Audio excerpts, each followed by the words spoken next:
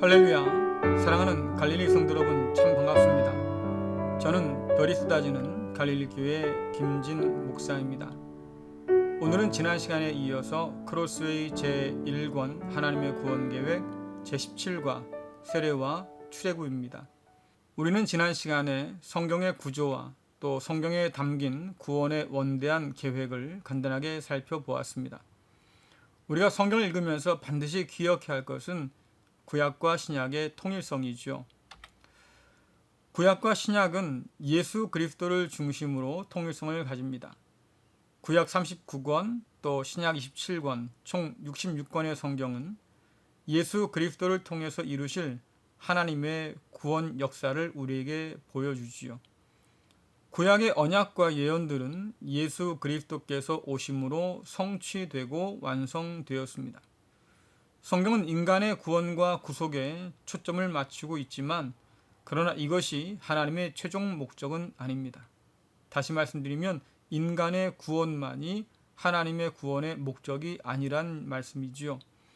성경은 우리에게 하나님께서 이 세상을 창조하시고 또 그 이후에 인간에 의해서 타락되었다고 하는 것을 보여줍니다. 이 타락하고 망가진 세상을 하나님께서는 예수 그리스도를 통해서 다시 회복시키시고 새하늘과 새 땅으로 만드실 것이라고 성경은 우리에게 말씀해주고 있습니다. 예수 그리스도는 그 하나님의 놀라운 구원 역사의 새로운 전환점이 되는 분이시지요. 우리를 온전케 하심으로 하나님께서는 망가지고 신음하는 이 창조 세계를 다시 회복시킬 겁니다. 다시 말씀드리면 구원이라고 하는 것은 우리만을 위한 것이 아니고 모든 피조물들을 위한 것이지요.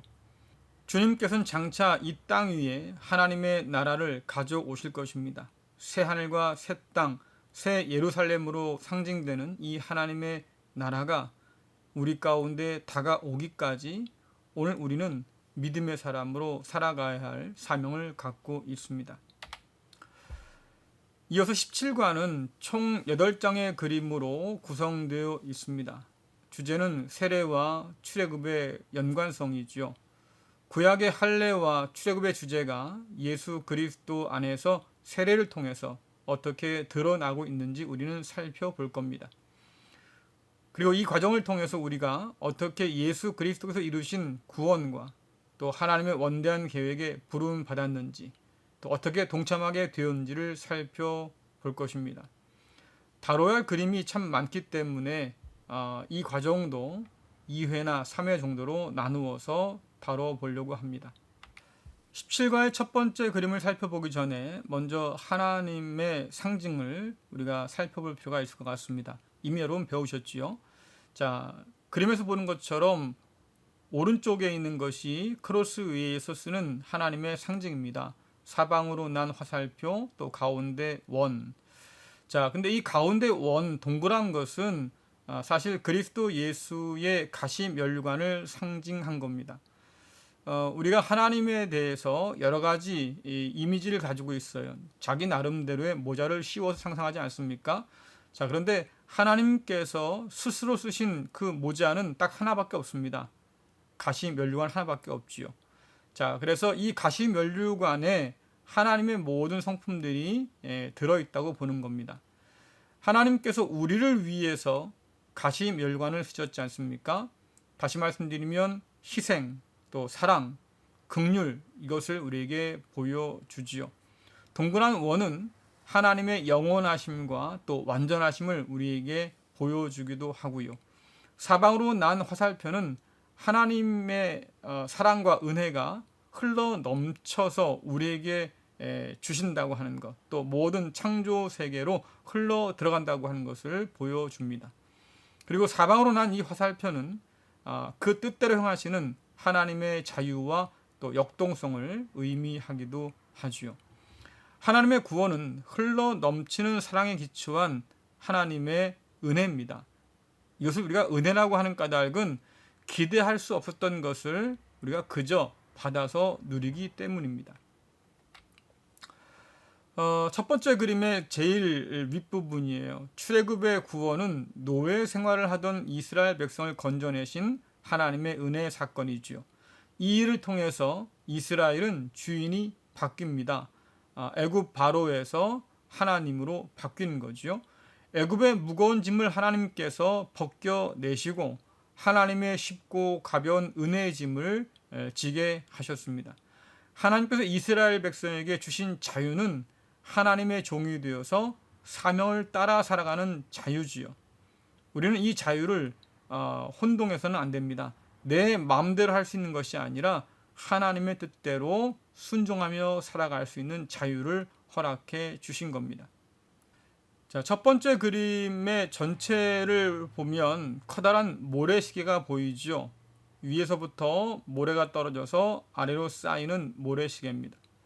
모래시계 윗부분은 과거의 사건을 말합니다. 또 모래시계의 아랫부분은 현재를 뜻하지요.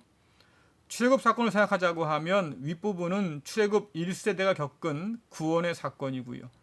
또 아랫부분은 광야에서 태어난 출애굽 2세대를 포함한 그 이후의 모든 세대를 말합니다. 시간이 흘러가면서 위의 모래가 아래로 그대로 흘러내려 쌓이듯이 과거의 사건이 오늘로 이어진다고 하는 것을 우리에게 보여줍니다. 뒤집어 이야기한다고 하면 현재는 과거 사건의 연속에 참여하는 시간들이죠. 성경의 역사는 오늘과 관계없는 단절된 역사가 아니라 여전히 오늘도 이어지는 사건으로 우리에게 보여주고 있습니다. 출애굽 1세대는 모세와 함께 애굽을 탈출한 사람들입니다. 그들이 광야를 지나서 가나안 땅 앞에 도착하지요. 하나님께서 정탐꾼을 보내서 가나안 땅을 살펴보라고 하셨는데 결국 그들의 결정이 무엇입니까? 가나안 땅 들어갈 수 없다는 거였어요. 여호수아와 갈렙만 가나안 땅에 들어가자 하고 나머지 모든 이스라엘 백성들은 들어가기 싫다고 울부짖고 하나님을 원망했지요. 이때 진노한 하나님께서 이스라엘 백성들을 다시 광야로 집어 넣으십니다. 40년을 광야를 떠돌게 하시지요. 그리고 그 40년 동안에 출애굽 1세대는 광야에서 다 죽습니다. 출애굽 1세대 가운데서 가나안 땅에 들어간 사람은 딱 두 사람밖에 없습니다. 여호수아와 갈렙이지요. 나머지 이 사람들은 다 출애굽 2세대로서 광야에 태어난 사람들입니다. 그들은 모세와 함께 애굽을 탈출했던 그 놀라운 구원 역사를 한 번도 본 적이 없는 사람들이에요. 다만 그들의 부모 세대에게 전해 들었던 사람들이죠. 자, 그런데 이들이 뭐라고 고백하냐면 출애굽 1세대가 경험했던 그 출애굽 구원 사건에 자신들도 함께 있었다고 하는 거예요. 광야에서 태어난 사람들이고 애굽 땅을 밟아본 적도 없는 사람들인데 그들이 뭐라고 고백합니까? 우리 부모 세대와 함께 그들은 출애굽을 경험했다고 말합니다. 같은 원리로 21세기를 사는 이스라엘 사람들, 특별히 경건한 유대인들은 모세와 함께 출애굽 당시에 거기에 있었다고 말을 합니다. 조상들의 역사에 자신이 동참하고 있었다고 믿는 거지요. 이것은 성경을 이해하는 데 굉장히 중요한 원리가 됩니다. 느헤미야가 예루살렘 소식을 전해 들어요. 아직도 예루살렘이 무너져 있고 성이 다 복구되지 못하고 있고 또 돌아간 그 유대인들이 굉장히 피폐한 삶을 산다고 그가 전해 듣지 않습니까?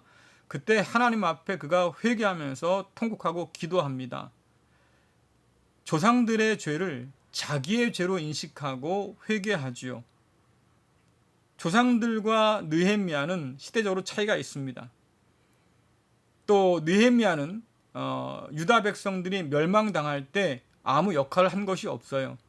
그러나 느헤미야는 그 조상들의 죄가 바로 자신의 죄라고 동일시하고 있지 않습니까? 자, 이처럼 조상들의 역사에 오늘의 내가 참여하고 있다고 하는 것, 이것은 성경을 바라보는 아주 중요한 원리를 우리에게 보여줍니다. 자, 두 번째 그림을 보기 전에 우리가 기억해야 할 기초 그림을 먼저 살펴보겠습니다. 이 그림은 범죄하기 전과 범죄한 후의 인간을 보여주는 모습인데요. 특별히 하나님과의 관계, 또 사람과 사람과의 관계에 큰 변화가 있음을 우리에게 보여줍니다. 범죄하기 이전의 인간은 하나님과 교제했던 사람이죠. 그래서 하나님으로부터 흘러나오는 그 모든 사랑과 은혜를 받아 누릴 뿐 아니라 또 하나님께 합당한 영광을 올려드리고 또 사람과 사람 사이에서도 서로 교제가 있었습니다. 자, 그런데 범죄한 이후에 자기 욕망에 사로잡혀 있는 사람들은 하나님과의 관계뿐만 아니라 사람과의 관계도 지금 단절되어 있음을 보여줍니다. 성경은 우리가 저지르는 도덕적이고 윤리적인 죄들의 근원 가운데 탐욕으로 인한 이런 관계의 단절이 있다고 말해주지요. 하나님과 이웃을 섬기도록 창조된 우리지만 그러나 하나님처럼 되고 싶은 욕망 때문에 하나님과의 관계가 지금 단절되어 있습니다. 그뿐 아니라 자기 중심적인 태도 때문에 이웃과의 관계도 단절되어 있는 상태지요. 자, 두 번째 그림은 그런 죄가 여전히 우리 가운데서 발견되는 이유가 무엇인지를 보여주고 있습니다. 아담의 뒤를 따르는 우리의 죄도 역시 아담의 죄와 같지요. 욕심이 죄를 불러왔고 그 죄가 점점 자라서 하나님의 심판과 또 죽음을 가져왔습니다. 이 아담의 범죄로 인한 이 타락은 과거의 사건이긴 하지만 그러나 여전히 오늘 우리에게도 연결되어 있습니다. 우리는 아담의 불순종에 오늘도 동참하고 있습니다. 우리는 아담 안에서 태어나서 아담의 길을 따라 살지요. 그 결과 아담이 얻은 모든 것, 하나님의 심판과 진노 또 사망을 우리는 얻고 삽니다. 우리는 죄의 권세 아래 신음하고 또 죄는 하나님의 심판과 진노를 가져오지요. 결국 우리는 죽음의 종 노릇하는 상태에 갇혀 있습니다. 생명의 근원이신 하나님으로부터 끊겼기 때문에 여전히 우리는 그 죄 안에 살고 있는 셈입니다. 자, 로마서 5장 12절 말씀 함께 읽겠습니다. 그러므로 한 사람을 통해 죄가 세상에 들어왔고 그 죄를 통해 사망이 들어온 것처럼 모든 사람이 죄를 지었으므로 사망이 모든 사람에게 이르렀습니다. 아멘. 자, 로마서 5장 12절의 말씀은 과거의 사건이 오늘 어떻게 우리에게 이어지는가를 보여주고 있습니다. 첫사람 아담이 걸었던 불순종의 길을 모든 후손이 동일하게 걷고 있는 거지요. 누구도 예외일 수 없습니다. 세상 사람 가운데 의인이 하나도 없다고 성경이 말하지 않습니까? 아담의 상태가 곧 나의 상태인 거예요. 원죄라고 하는 것은 이 아담이 저지른 죄, 다시 말씀드려서 하나님과의 관계가 단절된 그 상태가 오늘 우리에게도 이어지고 있다고 하는 것을 보여주지요. 이것이 바로 죄의 보편성입니다. 모두가 다 아담 안에서 아담의 길을 따라 살고 있다고 하는 것. 그리고 이 원죄가 가진 숙명이 뭐겠습니까? 결국 우리는 죽습니다. 하나님의 심판과 진노 아래 있고 그런 우리는 결국 죽음을 맞이하게 되는 거죠. 이것이 죄의 보편성과 숙명성을 우리에게 보여주고 있습니다. 이런 우리의 모습은 마치 레밍쥐의 운명을 생각나게 하지요. 레밍쥐는 일명 나그네쥐 혹은 자살쥐라고 불립니다. 한 마리가 달리면 모두가 다 그 뒤를 따라 같이 달립니다. 그 길 끝에 낭떠러지 강이 있어도 결코 멈추려 하지 않습니다. 그냥 떨어져서 강에 빠져 죽는 한이 있어도 누구도 멈추지 않지요. 이 모습이 아담의 뒤를 따르는 우리에게 일어난 모습일 수 있습니다. 우리는 아담처럼 욕망하고 여전히 죄 가운데 삽니다. 하나님의 진노 아래 심판과 죽음을 피할 수 없지요. 그래서 바울은 이런 우리를 향해서 사망의 몸을 가진 곤고한 사람이라고 표현했습니다. 자, 세 번째 그림은 인류의 이런 절망적인 숙명에 새로운 반전이 일어난 것을 보여줍니다. 하나님께서 행하신 구원의 놀라운 역사가 예수 그리스도를 통해서 우리에게 주어졌음을 보여줍니다. 예수님은 사람 되어 오셔서 죽기까지 섬기신 왕이시지요. 예수님의 죽음과 부활은 물과 성령 곧 세례를 통해서 그리스도 예수 안에 부름받은 모든 자들에게 이어집니다. 다시 말씀드리면 아담 안에서 태어난 우리는 이제 예수 그리스도 안에서 다시 태어나지요. 고린도후서 5장 17절 말씀 함께 읽겠습니다. 그러므로 누구든지 그리스도 안에 있으면 새로운 창조입니다. 이전 것들은 지나갔고 보십시오. 새 것들이 와 있습니다. 아멘. 자, 바울은 그리스도 예수 안에 있는 자들을 새롭게 태어난 사람들이라고 부르지요. 새로운 창조물이라고 부릅니다. 그림에서 보는 것처럼 가운데 붉은 원으로 표시된 것은 물과 성령이에요.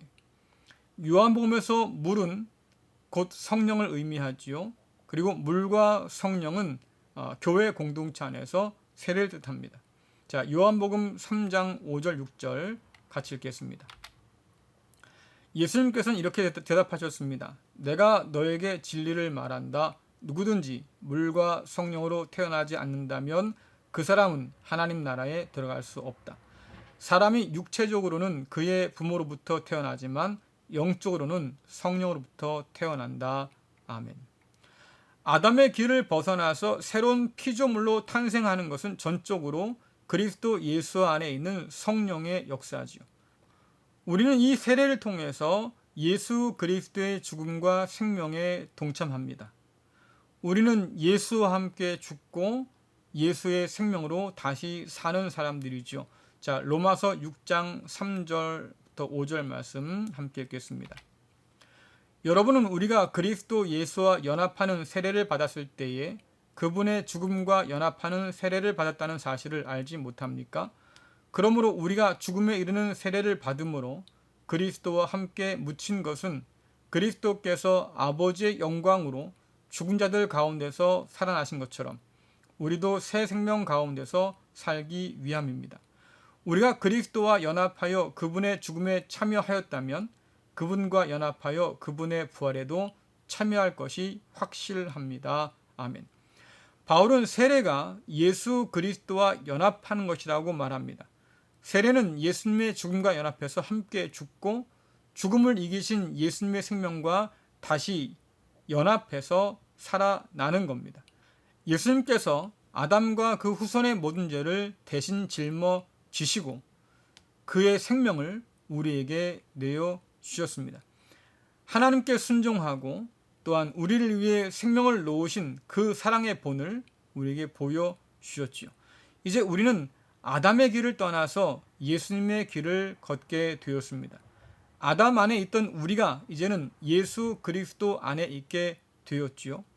전에는 하나님의 진노 아래서 결국 죽음을 얻을 수밖에 없는 그런 인생이었다고 하면 이제는 그리스도 예수의 그 은혜 안에서 생명을 얻고 또 영혼을 꿈꾸는 그런 복된 사람으로 바뀌었다고 성경은 말해주고 있습니다. 네 번째 그림은 이제 이전에 우리가 살펴봤던 그림을 다시 한번 보여주고 있습니다. 구약의 구원은 출애굽 구원이고요. 신약의 구원은 예수 그리스도를 통한 십자가의 구원이지요. 앞서 살펴본 구약과 신약의 관계에서 살펴보면 출애굽의 구원은 십자가 구원의 그림자입니다. 애굽에서 종살이하는 이스라엘 백성들을 하나님께서 건져내셨습니다. 홍해에서 애굽 군대를 멸하시고 이스라엘 백성은 건너게 하셨지요. 시내산에서 율법을 주심과 함께 하나님 백성으로 삼아 주셨습니다. 그 광야를 지난 동안에 이스라엘은 하나님의 백성이요 제사장 민족으로 훈련받으며 살았습니다. 하나님께서는 광야를 인도하셨고 마침내 요단을 건너서 약속의 땅에 들어가게 하셨지요. 이와 마찬가지로 하나님께서는 예수 그리스도의 십자가와 부활을 통해서 죄와 사망 아래 종살이하는 아담 안에 있던 사람들을 건져내셨습니다. 세례를 통해서 예수 그리스도의 죽음과 생명에 동참하게 하셨습니다. 또한 서로 사랑하라는 새 계명을 주시고 새 이스라엘로 또 하나님의 자녀로 우리를 삼아 주셨습니다. 그뿐 아니라 새하늘과 새 땅이 임하기까지 이 광야 같은 세상을 살아가도록 우리를 불러주시고 지금도 인도하고 계십니다. 우리는 그 나라에 이르기까지 기대와 소망을 안고 광야 같은 세상을 지금 살아가고 있지요. 하나님께서 우리에게 주고자 약속하신 새하늘과 새 땅에 이르기까지 우리는 하나님 나라의 백성과 자녀로 살아갑니다. 아담 안에 있는 자가 아닌 이제는 그리스도 예수 안에 있는 사람으로 살아가지요. 아담 안에서 우리가 죄와 사망의 어둠 속에 있었다고 하면 이제는 그리스도 예수 안에서 구원의 빛 안에 살아가고 있는 겁니다. 하나님께서 출애굽을 통해서 하나님의 백성이요 제사장 민족인 이스라엘 백성들을 창조하셨듯이 이제는 예수 그리스도의 십자가 사건을 통해서 우리를 하나님의 자녀요 거룩한 제사장으로 또한 하나님의 소유된 백성인 교회로 새롭게 창조하셨습니다. 우리는 더 이상 아담 안에 있는 사람들이 아니라 예수 그리스도 안에 있는 사람들이죠. 죄가 아닌 의를 따라 살아가도록 새롭게 창조된 사람들입니다. 다음 영상에서는 세례에 담긴 중요한 의미를 더 깊이 살펴보고 또 세례 받은 자에게 주신 하나님의 귀한 사명이 무엇인가를 살펴보고자 합니다. 하나님께서 우리를 그리스도 예수 안에서 불러주셨다고 하는 것, 이제는 우리가 아담 안에 있는 것이 아니라 예수님 안에 있다고 하는 것을 깊이 마음에 새기시면서 그리스도 예수 안에 있는 사람으로 하나님의 은혜를 받은 사람으로 그 은혜가 헛되지 않도록 남은 날들을 하나님과 함께 동행하며 살아갈 수 있기를 간절히 바랍니다. 기도하겠습니다. 참 좋으신 하나님 아버지 감사합니다. 아담 안에 있던 우리를 예수 그리스도 안에 불러주셔서 구원하시고 또한 새하늘과 새 땅의 소망을 품고 오늘 이 세상을 살게 하심을 참 감사합니다. 그 나라에 이르기까지 믿음으로 살게 하여 주옵소서. 다시 뒷걸음쳐서 아담의 죄악에 동참하지 않도록 인도하여 주옵소서. 우리에게 은혜를 허락하여 주셔서 이 광야 같은 세상을 살아가도록 도와주옵시고 마침내 하나님의 새하늘과 새 땅이 이뤘을 때에 그날의 백성으로 살아가는 놀라운 은혜를 누리도록 주여 도와주옵소서. 오늘의 이 절망적인 세상이지만 그러나 하나님께서 우리에게 주신 새하늘과 새 땅을 바라보면서 소망 가운데 내일을 그날을 그 나라를 기대하도록 주여 도와주옵소서. 예수님의 이름으로 기도드리옵나이다. 아멘. 네, 마치겠습니다. 오늘도 그리스도 예수 안에 있는 사람으로 살아갈 수 있기를 간절히 바랍니다. 고맙습니다.